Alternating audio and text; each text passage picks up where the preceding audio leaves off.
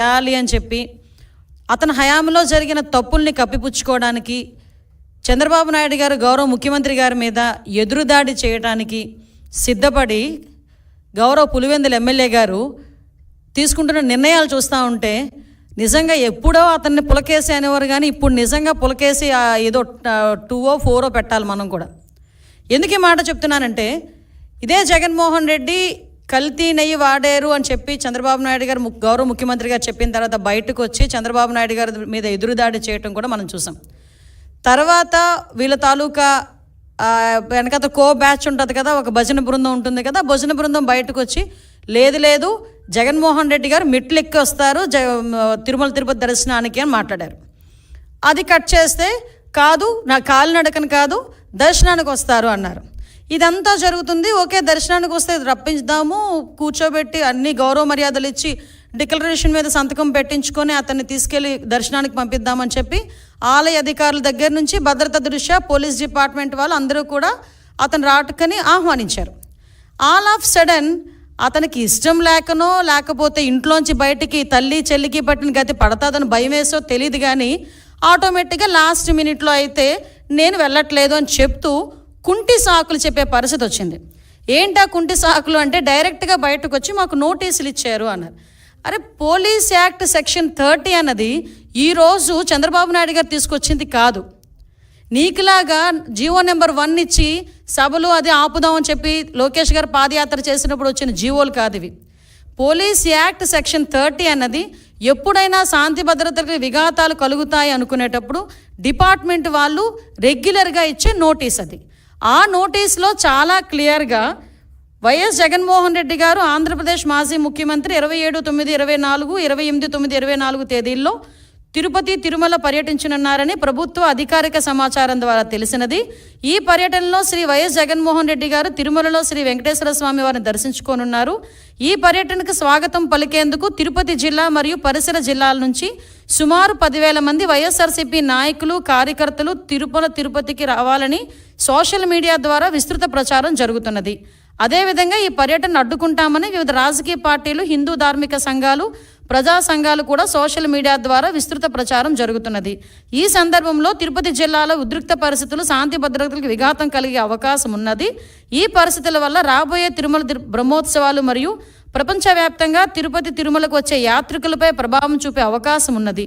అదేవిధంగా గౌరవ తిరుపతి జిల్లా సూపరింటెండెంట్ ఆఫ్ పోలీస్ వారు తిరుపతి జిల్లాలో సెక్షన్ 30 పోలీస్ యాక్ట్ను అమలు చేసి ఉన్నారు.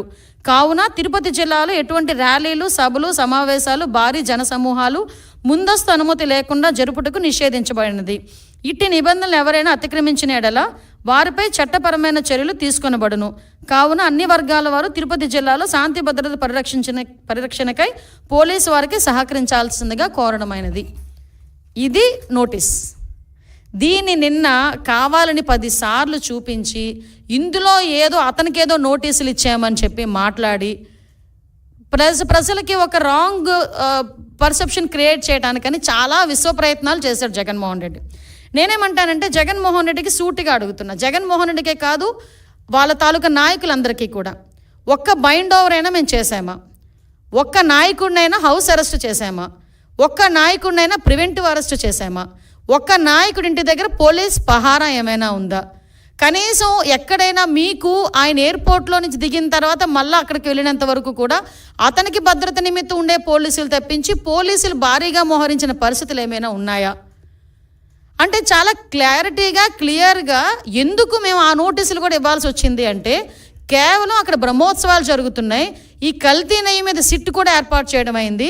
ఒక పక్క నుంచి జగన్మోహన్ రెడ్డి మీద ఉన్న కోపంతో కొన్ని మంది ధార్మిక సంఘాలు కూడా కొన్ని సోషల్ మీడియాలో మొత్తం కొంతమంది మెసేజ్లు ఫార్వర్డ్ చేసుకున్నారు. At the same time YSRCP నాయకులు కూడా భారీగా జన సమీకరణ చేయడానికి వాళ్ళు సోషల్ మీడియాలో మెసేజ్లు ఫార్వర్డ్ చేసుకున్నారు. ఈ నేపథ్యంలో ప్రజలకు ఇబ్బంది కలగకుండా, యాత్రికులకు ఇబ్బంది కలగకుండా, విఐపీస్కి ఇబ్బంది కలగకుండా ఉండటానికి రెగ్యులర్గా శాంతి భద్రతలు విఘాతం కలిగిస్తాయనుకునేటప్పుడు పోలీస్ డిపార్ట్మెంట్ వాళ్ళు ఇచ్చే నోటీస్ అది.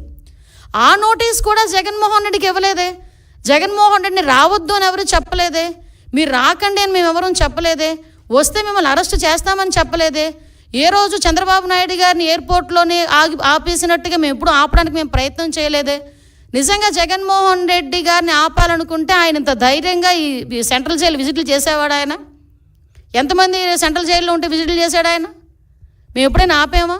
అంటే విషయం ఏంటంటే, మేము ప్రజాస్వామ్యబద్ధంగా ముందుకెళ్తున్నప్పుడు మా మీద బురద చల్లటానికి పోలీసు నోటీసులు నాకు ఇచ్చారు అని చెప్పి నిన్న అతనికి వెళ్ళడానికి, ఫస్ట్ ఆఫ్ ఆల్ అతనికి వెళ్ళడానికి ఇష్టం లేదు తిరుమల తిరుపతి దేవస్థానానికి. దట్టు డిక్లరేషన్ ఇచ్చి వెళ్ళడానికి అసలు ఇష్టం లేదు. మళ్ళీ నేను నొక్కి పెడుతున్నా, డిక్లరేషన్ వన్స్ ఇచ్చి కనుక ఆయన టెంపుల్లోకి వెళ్తే వాళ్ళ ఇంట్లో తల్లికి చెల్లికి బట్టిన గతే అతనికి పడతాదేమో అన్న ఉద్దేశంతో అతను వెళ్ళడం మానేశాడు. ఆ మర్మం ఏంటో మీరే గ్రహించండి. అంటే విషయం ఇది అయింది. తర్వాత ఈరోజు ఒకవైపు నుంచి తిరుమల తిరుపతి దేవస్థానానికి బ్రహ్మోత్సవాల టైంలో రాజకీయ నాయకులే కాదు, సుప్రీంకోర్టు జడ్జెస్, వివిధ విఐపీలు అందరూ వస్తారు. ఆ భద్రత కూడా మాదే బాధ్యత. ఆ భద్రత నేపథ్యంలో మేమందరం కూడా ఎట్టి పరిస్థితుల్లోని శాంతి భద్రతలు విఘాతం కలిగించకూడదని చెప్పి నోటీసులు ఇస్తే దాన్ని ఈ రకంగా మాట్లాడి టాపిక్ని డైవర్ట్ చేయడానికి నోటీసుల వైపు తీసుకొచ్చాడు. ఇతగాడు మళ్ళీ మేమేదో డైవర్షన్ పాలిటిక్స్ చేస్తున్నామని మాట్లాడతాడు. అరే ఇప్పటికీ కూడా మేము స్టాండ్ అయి ఉన్నాం. కల్తీ నెయ్యి ఉంది. కల్తీ నెయ్యి అయితే లడ్డూ ప్రసాదంలోని కల్తీ నెయ్యి చేర్చారు. కల్తీ నెయ్యితో ప్రసాదం తయారు చేయబడింది. దాని గురించని ముఖ్యమంత్రి హోదాలో ఉన్న చంద్రబాబు నాయుడు గారు కానీ, ఉప ముఖ్యమంత్రి హోదాలో ఉన్న పవన్ కళ్యాణ్ గారు కానీ, లోకేష్ బాబు గారు కానీ మేమందరం మాట్లాడుతున్న ఈ నేపథ్యంలో దాని గురించి మాట్లాడండి అంటే, దాని గురించి మాట్లాడకుండా నేను మెట్లు ఎక్కుతాను, ఏంటది దర్శనానికి వెళ్తాను అని చెప్పి డైవర్ట్ చేయడానికి ప్రయత్నం చేసింది నువ్వు. ఈరోజు మళ్ళీ తిరిగి డైవర్షన్ పాలిటిక్స్ అని చెప్పి మా మీద మాట్లాడే పరిస్థితి కనిపిస్తూ ఉంది. ఈ నేపథ్యంలో ఒక గోల్డెన్ వర్డ్ వచ్చింది నిజంగా, లడ్డు నాణ్యత అట, లడ్డు టేస్ట్ అట. అరే నాకు అర్థం కాంది, జగన్మోహన్ రెడ్డి ఏ రోజైనా లడ్డు టేస్ట్ చేశారా? తిరుమల తిరుపతి దేవస్థానం ప్రసాదం లడ్డూని ఆశీర్వాదానికి అక్షతలు వేస్తేనే 10 సార్లు దూకున్నాడు. అక్షంతలన్నీ అయిపోయినంత వరకు ప్రతి టీవీ వాళ్ళు కూడా చూపించారు. అది ఎక్కడ? మండపంలోనే. ఎక్కడ ఆశీర్వాదం ఇచ్చిన ఆ మండపంలోనే. ఇంకా సాల్వ్ అయ్యక ముందే అక్షంతలు వేసిన దానికి, ఆ పంతులు అక్షంతలు వేసిన దానికి మనమైతే ఆ అక్షంతలు ఎప్పుడు ఉంటాయా?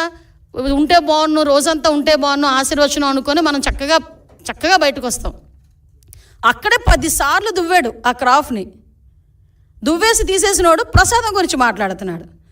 తప్పిసారి ఎవరైనా ప్రసాదం ఇస్తే టిష్యూ పేపర్లో చుట్టూ పక్కకి పెట్టే వీళ్ళు లడ్డు నాణ్యత గురించి, టేస్ట్ గురించి ఈయన చెప్పడం, మేం వినడం, అది మా దౌర్భాగ్యం.